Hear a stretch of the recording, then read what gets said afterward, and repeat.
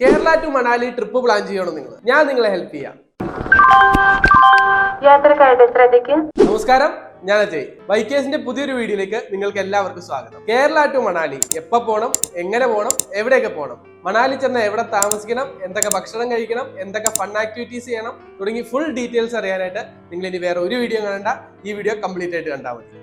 പിന്നെ നിങ്ങൾ ഇതുവരെ ചാനൽ സബ്സ്ക്രൈബ് ചെയ്തിട്ടില്ലെങ്കിൽ ഇപ്പൊ തന്നെ ചാനൽ സബ്സ്ക്രൈബ് ചെയ്യാം. നിങ്ങൾക്ക് അതൊരു ചെറിയ കാര്യമാണ്, പക്ഷെ നമ്മളെ സംബന്ധിച്ചിടത്തോളം ഈ പരിപാടി മുന്നോട്ട് പോകണമെങ്കിൽ നിങ്ങളുടെ സപ്പോർട്ട് ഉണ്ടെങ്കിലേ പറ്റുള്ളൂ. So subscribe.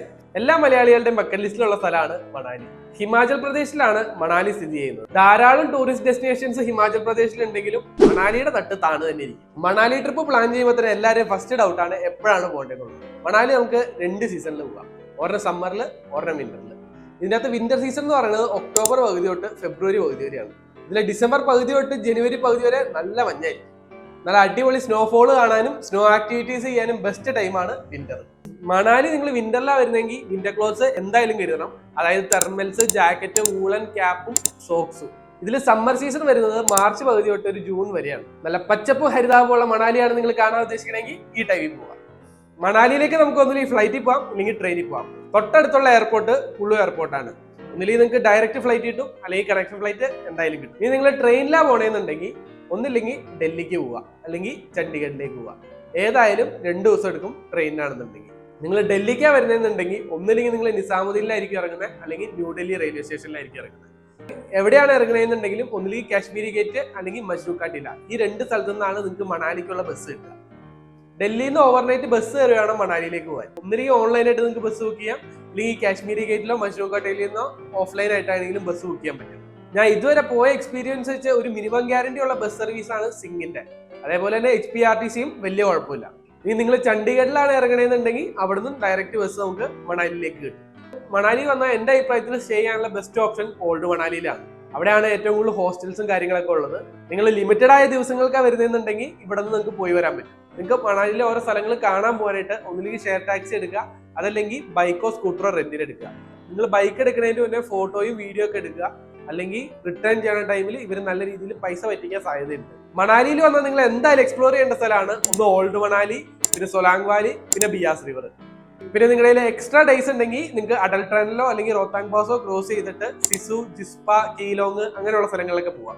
ഈ അടൽ ടണൽ ക്രോസ് ചെയ്ത് കഴിഞ്ഞുള്ള സ്ഥലം എന്ന് പറയുമ്പോൾ മണാലി പോലെയല്ല, എൻറ്റയർലി ഡിഫറെന്റാ. അതാണ് നമ്മുടെ ഈ ലേയിലേക്കൊക്കെ പോകാനുള്ള ഒരു റൂട്ട്. അതേപോലെ തന്നെ പാർവതി വാലിയുടെ സൈഡിലേക്ക് നമുക്ക് എക്സ്പ്ലോർ ചെയ്യാം.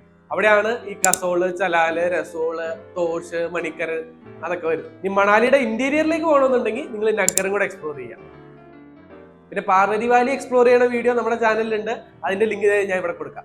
മണാലിയിൽ അഡ്വഞ്ചറസ് ആയിട്ട് ചെയ്യാൻ ഒരുപാട് കാര്യങ്ങളുണ്ട്. River rafting, skiing, paragliding, hot air balloon, zip line, അങ്ങനെ ഒരുപാട് സാധനങ്ങൾ. ഇവിടെ വന്നു കഴിഞ്ഞാൽ ട്രൈ ചെയ്യേണ്ട കുറച്ച് ഫുഡ് ഐറ്റംസ് ഞാൻ പറഞ്ഞുതരാം.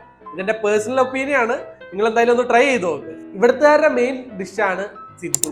ഇത് ഈ മെഹക് ജനറൽ സ്റ്റോറിന്റെ അടുത്തുള്ള ഒരു ചേച്ചി വിൽക്കുന്നുണ്ട്. അവിടുത്തത് അടിപൊളിയായിരുന്നു ഞാൻ കഴിച്ചു. നിങ്ങൾക്ക് പിസ്സ ഇഷ്ടമാണെന്നുണ്ടെങ്കിൽ നെപ്പോളി പിസ്സ ഒരിക്കലും മിസ്സാക്കരുത്. വുഡൻ ഫയർഡ് പിസ്സയാണ്, അടിപൊളിയാണ്. പിന്നെ ഹിമാലയൻ മോമോസ് എന്ന് പറഞ്ഞൊരു കടയുണ്ട് ഓൾഡ് മണാലി റോഡിൽ തന്നെ, അതെന്തായാലും ഒന്ന് ട്രൈ ചെയ്തു. ഓൾഡ് മണാലി റോഡിൽ ഇഷ്ടം പോലെ കഫേസ് ഉണ്ട്. റീസെന്റ് ആയിട്ടുള്ള റിവ്യൂ നോക്കി മാത്രം നിങ്ങൾ ഇങ്ങനത്തെ കഫേകളിലൊക്കെ പോവുക. ഇനി മണാലി പ്രോപ്പർ ആയിട്ട് എക്സ്പ്ലോർ ചെയ്യാനുള്ള ഒരു ട്രിപ്പ് പ്ലാൻ ഞാൻ പറഞ്ഞുതരാം. നിങ്ങൾ ഇവിടെ നിന്ന് നാട്ടിൽ നിന്ന് നേരെ ട്രെയിൻ കയറി ഡൽഹിയിലേക്ക് പോവുക. ഓൾമോസ്റ്റ് 2 ദിവസം എടുക്കും ഡൽഹിയിൽ എത്താനായിട്ട്. ഡൽഹിയിൽ നിന്ന് ഓവർനൈറ്റ് ബസ് മണാലിയിലേക്ക്, കാശ്മീരി ഗേറ്റ് അല്ലെങ്കിൽ മജ്നൂക്ക ടിലയിൽ നിന്ന്. 3-ാമത്തെ ദിവസം രാവിലെ ഒരു 10 മണിക്കുള്ളിൽ നിങ്ങൾ മണാലിയിൽ എത്തിയിട്ടുണ്ടാവും. നേരെ നിങ്ങൾ റൂമിൽ പോയി നല്ല രീതിയിൽ റെസ്റ്റ് എടുക്കുക. കാരണം എന്താണെന്ന് വെച്ച് കഴിഞ്ഞാൽ നമ്മൾ കുറച്ച് ഹൈ ഓൾട്ടിറ്റ്യൂഡിലേക്കാണ് പോണേ. അതായത് നമ്മുടെ ബോഡി അക്ലമറ്റൈസ് ചെയ്യാനായിട്ട് കുറച്ച് ടൈം കൊടുക്കണം. ഒരു ഉറക്കമൊക്കെ കഴിഞ്ഞ് കുളിച്ച് ഫ്രഷ് ആയിട്ട് നേരെ പോയിട്ട് എന്തെങ്കിലും ഫുഡ് കഴിക്കുക. അത് കഴിഞ്ഞ് ഹഡിംബ ദേവി ടെമ്പിളിലേക്ക് പോവുക. ഈ ടെമ്പിളിന്റെ അടുത്ത് തന്നെ ഒരു അടിപൊളി പാർക്കുണ്ട്. അവിടെ 5 മണി വരെയാണ് എൻട്രി ഉള്ളൂ. അതിന്റെ മുന്നേ ആയിട്ട് പോയിട്ട് വരിക. പാർക്കിൽ നിന്ന് ഇറങ്ങിയിട്ട് നേരെ നിങ്ങൾ മോൾ റോഡിലേക്ക് പോവുക. ഇവിടെ ഏതെങ്കിലും ഒരു കഫേ കയറി ചായ കുടിച്ചിരിക്കുക, ബുക്കൊക്കെ വായിച്ചങ്ങോട്ടിരിക്കുക. 2-ാമത്തെ ദിവസം രാവിലെ തൊട്ടാണ് നമ്മുടെ അഡ്വഞ്ചറസ് ആക്ടിവിറ്റീസ് തുടങ്ങുന്നത്. നമ്മൾ ഈ ദിവസം ആദ്യം പോകാൻ പോകുന്നത് സൊലാങ് വാലിയിലേക്കാണ്. രാവിലെ തൊട്ട് വൈകിട്ട് വരെ നമുക്ക് സൊലാങ് വാലിയിൽ സ്പെൻഡ് ചെയ്യാം. സൊലാങ് വാലിയിൽ വെച്ച് നിങ്ങൾക്ക് ഈ പാരാഗ്ലൈഡിങ് ചെയ്യാം, സോർബിങ് ചെയ്യാം, സിപ്പ് ലൈൻ ചെയ്യാം. പാരാഗ്ലൈഡിങ്ങിന്റെ സ്റ്റാർട്ടിംഗ് പ്രൈസ് 1000 രൂപയാണ്. ഈ 1000 രൂപയുടെ വളരെ നഷ്ടമാണ് ചെയ്യാനില്ല, കാരണം കുറച്ച് ഡിസ്റ്റൻസേ ഉള്ളൂ. പിന്നെ അത്യാവശ്യം കൂടുതൽ ഡിസ്റ്റൻസ് ഉള്ളതിന് 3000 രൂപയാണ് സ്റ്റാർട്ടിംഗ് പ്രൈസ്. പിന്നെ ഇതൊക്കെ നിങ്ങൾ നല്ല രീതിയിൽ ബാർഗെയിൻ ചെയ്യണം. പിന്നെ ഇത് കൂടാതെ സോർബിങ്, സ്കീയിങ്, സിപ്പ് ലൈൻ ഉണ്ട്. ഇതിനെല്ലാം 500 രൂപ താഴെയാണ് റേറ്റ് വരാവുള്ളൂ. നല്ല രീതിയിൽ ബാർഗെയിൻ ചെയ്ത് കഴിഞ്ഞാൽ നിങ്ങൾക്ക് നല്ല ഡീല് കിട്ടുകയും ചെയ്യും. ഈ അഡ്വഞ്ചറസ് ആക്ടിവിറ്റീസ് മാത്രമല്ല, അടിപൊളി വ്യൂവും കൂടെ ഉള്ള സ്ഥലമാണ് സൊലാങ് വാലി. ഈ ചുറ്റും മഞ്ഞു മൂടിയ മലകളുടെ നടുക്ക് നിന്ന് ഒരു മാഗി കഴിക്കാൻ നിങ്ങൾ മറക്കരുത്. വൈകിട്ടാവുമ്പോഴത്തേക്കും തിരിച്ച് മണാലിയിലേക്ക് വരാം. ഈ മണാലി ടു സൊലാങ് വാലി ഏകദേശം 12 കിലോമീറ്റർ ഉണ്ട്. ഒന്നുകിൽ ഷെയർ ടാക്സി അല്ലെങ്കിൽ ബൈക്ക് റെന്റിന് എടുക്കുക. മൂന്നാമത്തെ ദിവസം നമ്മൾ കുളു സൈഡിലേക്കാണ് പോകുന്നത്. കുളു സൈഡിൽ എന്ന് പറയുമ്പോൾ ബിയാസ് റിവറിൽ. ഈ ബിയാസ് റിവറിൽ നമുക്ക് റിവർ റാഫ്റ്റിംഗ് ചെയ്യാം. അതേപോലെ തന്നെ ഹോട്ട് എയർ ബലൂൺ ഏറ്റവും കൂടുതലുള്ളത് ഈ ബിയാസ് റിവറിന്റെ പരിസരത്താണ്.